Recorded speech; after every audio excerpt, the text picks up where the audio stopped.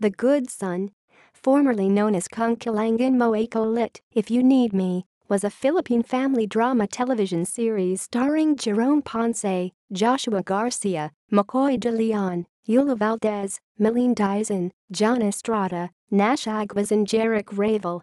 The series premiered on ABS-CBN's Primetime Bida evening block and worldwide on the Filipino Channel on September 25, 2017 to April 13, 2018, replacing a Love to Last.The mystery. Family drama revolves around Victor Buenavidez, Albert Martinez, a good father in the eyes of his sons, Enzo, Jerome Ponce, and Calvin, Nash Aguas.